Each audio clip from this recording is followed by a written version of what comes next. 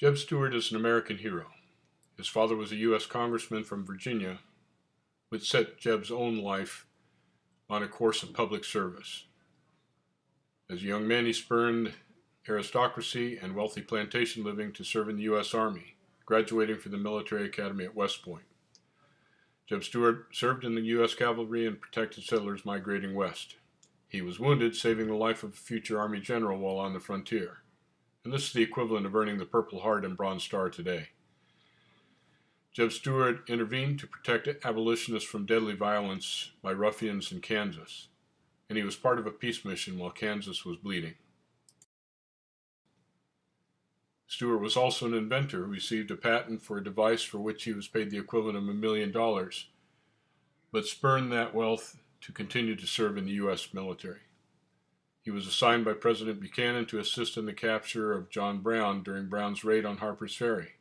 And under a flag of truce, Jeb offered Brown the choice and the chance to surrender to end the bloodshed.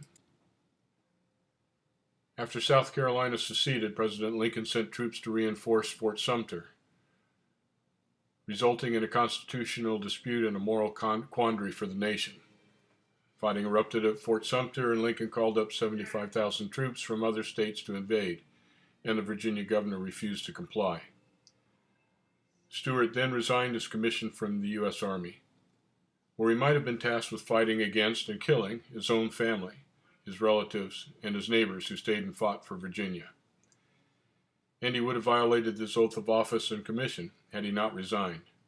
Instead, his loyalty was to his family, his neighbors, and the Commonwealth of Virginia, and he took the honorable path with his resignation having been accepted by the United States Army. Stuart became one of the most respected cavalry officers in American history. His achievements and tactics are studied worldwide. Eisenhower deployed his ruses on D-Day to liberate Europe and save thousands of lives. Jeb Stuart and other generals of the South were consistently successful at overcoming superior odds and numbers. After the war, reconciliation efforts included honoring the war dead of both sides.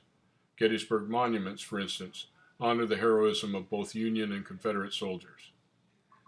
Jeb's first military headquarters were at Munson Hill, adjacent to our own high school. And this was historically significant as he was the tip of the spear for Virginia after the First Battle of Bull Run. The world was watching whether he would attack Washington or be attacked, and he used his famous Quaker gun ruse and deception to convince McClellan not to attack. Learn from history. Do not eradicate it. Jeb Stuart is truly an American hero. Thank you.